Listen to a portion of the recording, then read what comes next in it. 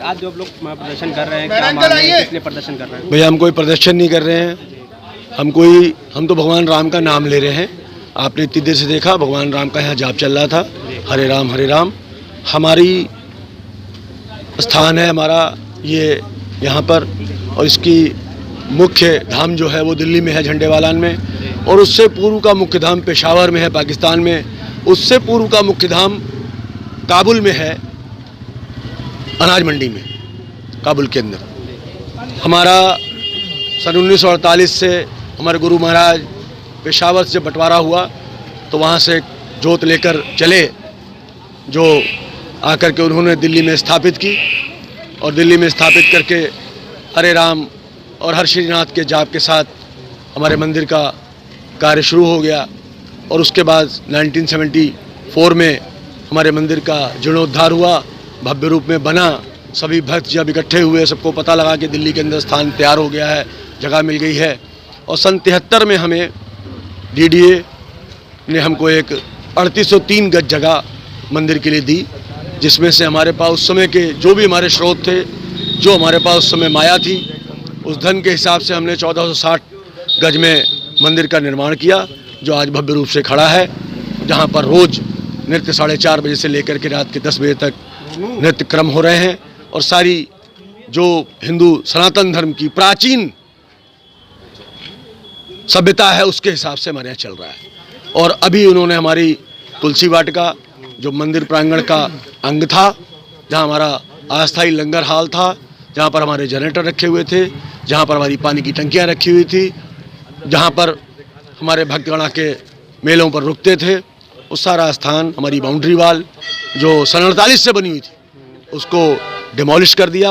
और हमें ये भी नहीं बताया कि हम क्यों गिरा रहे हैं। हमारी मांग है डीडीए से, एमसीडी से, हमारी दिल्ली में मंदिर तोड़ा गया उसका विरोध आप लोग कर रहे हैं? हम उसका विरोध कर रहे हैं, और विरोध इसलिए कर रहे हैं कि वो मंदिर जो तोड़ा गया है वो हमारी अपनी लिखा पढ़ी की जगह है, कोई हमारा अवैध नहीं है, कोई हमारे को अतिक्रमण नहीं किया हुआ है। अतिक्रमण के हिस्से को कोई वो तोड़ रहे हो, हमें कोई आपत्ति भी नहीं है। अगर 3803 हमें सरकार ने दी है, जो लीज हमारी 2073 तक वैलिड है, और कोर्ट ने भी इसको माना है। कोर्ट में भी हम गए थे, कोर्ट में हमने किया था, कोर्ट ने यथास्थिति कर दी थी कि ना आप बनाएंगे ना ये बनाएंगे। कोर्ट में उन्होंने कहा था कि हमको जगह चाहिए डीडीए को, लेकिन जब आपने हमको दे दी मंदिर के लिए, 1991 रिलीजन एक्ट क्या बोलता है, जहाँ जो मंदिर बना है, जहाँ जो भी धार्मिक स्थल है, उसको आप नहीं छू सकते हैं। यदि आपको कोई आपत्ति है किसी भी धार्मिक स्थल पर, सरकार के किसी अंश अथवा किसी आम नागरिक की वो संपत्ति है, तो वो रिलीजन काउंसिल में जाएगा। रिलीजन स्टैंडिंग काउंसिल बनाई गई है पूरे देश के लिए, ना डीडीए वहाँ गया। अगर डीडीए जाता तो डीडीए के हमें नोटिस आती। और मैं चैलेंज के साथ कह रहा हूँ, दावे के साथ कह रहा हूँ, गुरु महाराज जी का मैं सेवादार हूँ, हमें आज तक डीडीए ने दरगाह को कोई नोटिस हमारे मंदिर को नहीं भेजी है कि ये प्रांगण आपका नहीं है। एक भी नोटिस हमें नहीं आई है। वहाँ हमारे बैठे हुए सेवादारों को आई है, 21 लोगों को। वो जगह से हमारा हम मांग रहे थे, वो भी हम चाहते थे, लेकिन नहीं मिली। कोई बात नहीं, कार्रवाई हुई उसके खिलाफ आप लोग कोर्ट में गए? अभी हम कोर्ट में चले गए हैं, 22 तारीख हमारी लगी है, और कोर्ट ने डीडीए को फटकार लगाई है, और डीडीए से पूछा है कि मंदिर के प्रांगण में आपने जबरदस्ती एक तरह की कार्रवाई क्यों की है, ये किसके आदेश से की है। और हमें पूरा भरोसा है। देश भर में हो रही तमाम मंदिर, अयोध्या में तोड़े गए, बनारस में करीब सैकड़ों मंदिर तोड़ दिए गए। अब देखिए, ये रामराज क्या इसी तरह आएगा या यही? हमने आपसे कहा काबुल में हमारा मंदिर सुरक्षित है, पेशावर में सुरक्षित है, यह हमारा रामराज है, भगवान राम की सरकार है, हमारा मंदिर सुरक्षित नहीं है। हम इतनी ही बात कहेंगे कि हम फिर भी विश्वास करते हैं राम भगवान की अनुयायियों की सरकार है। हमारा राम का मंदिर जो दिल्ली में अस्थायी जो हमारा निर्माण था तो तोड़ा गया है, उसको वापस करेंगे। और हमारे मंदिर के 2 गेट बंद कर दिए हैं, मंदिर के अंदर 2 गेट बंद कर दिए हैं। आप भी जानते हैं किसी भी मंदिर के अंदर 2 से 3 से 4 गेट होते हैं, जिससे कभी भीड़ हो जाए, ज़्यादा लोग हो जाएं, या कोई झूठा सामान, कोई वेस्टेज निकालनी है तो उसका गेट अलग हो कि नहीं होगा। आप समझो, जिस गेट से भगवान आ रहे हैं उसी गेट से जाएगा। आपने गेट बंद कर दिए हमारे, यही हमारी मांग है।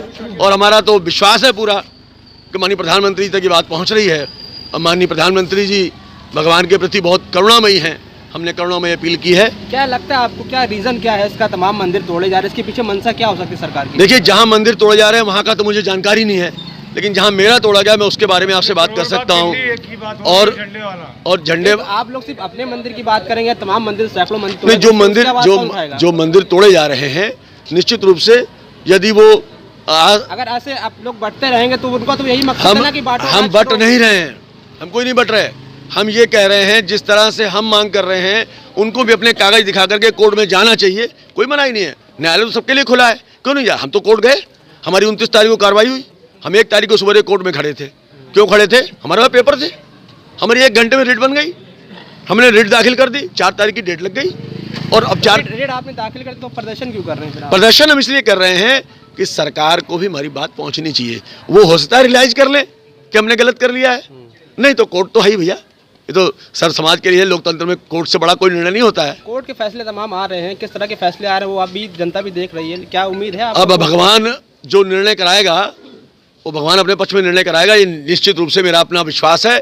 और मैं जिस भगवान को मानता हूँ, मेरी पीढ़ियों से लोग मानते हैं, मेरे बाप दादों से, परदादों से, उन्होंने सब कुछ पाया है यहाँ से।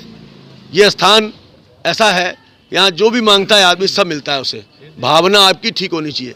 ये सिद्ध पीठ है, बाबा रतननाथ की सिद्ध पीठ है। न्यायालय पे आप लोगों को विश्वास है? न्यायालय पूरा विश्वास है सर, पूरा विश्वास है, 100% विश्वास है। और पहले दिन जिस दिन हमारी रिट हुई है, उस दिन 4 तारीख की फर्स्ट हियरिंग में जिस प्रकार की फटकार सरकारी वकील को लगाई गई है, उससे तो हमें और विश्वास बढ़ा है कि 100% न्यायालय का फैसला हमारे पक्ष में आएगा। और क्यों नहीं आएगा? अरे सरकार ने हमको लिख के दिया कि ये भूमि आपकी है, ये आपको दी जाती है, हमने उसको डेवलप किया।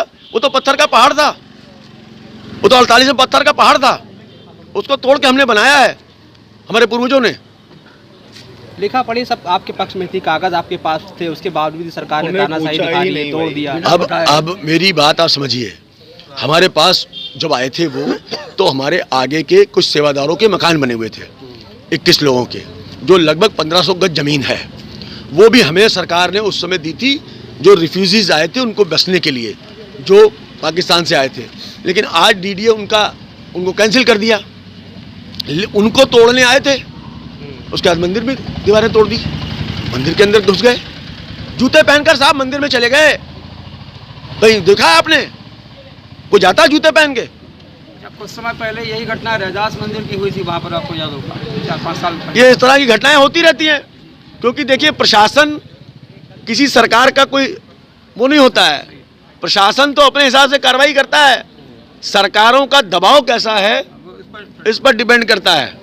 और हमारी सरकार का कहीं ना कहीं दबाव कम रहा होगा या उनको डर नहीं रहा होगा। मैं इसीलिए सरकार को लिख रहा हूँ ना कि आप इसको संज्ञान लीजिए। आपके रहते भगवान राम की आस्था की सरकार, लोगों के मन में एक विश्वास नरेंद्र मोदी जी पर, योगी आदित्यनाथ जी पर, और उसके बावजूद भी अगर मंदिर के संग ऐसी घटना हो रही है, जहाँ भी हो रही है, निंदनीय है।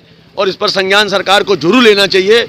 एक ये बताएं, वीर रतननाथ जी गोरखनाथ जी के शिष्य हैं, गोरखनाथ जी के शिष्य हैं, और नेपाल देश के डांग के राजा थे, राजा परिचित, उनके राजकुमार थे। और उन्होंने उसके बाद खुरासन में जाकर के, जब अखंड भारत था, तब वहाँ पर जाकर के मोहम्मद साहब से शास्त्रार्थ किया, और जाकर के मक्का मदीना में बैठकर शास्त्रार्थ किया। इसलिए हाजी रतननाथ भी बोला गया है। आप गोरखनाथ मंदिर में जाइए, वहाँ पर हमारे महाराज जी का स्टैचू लगा हुआ है, मैं आपको वीडियो भी दिखा दूंगा।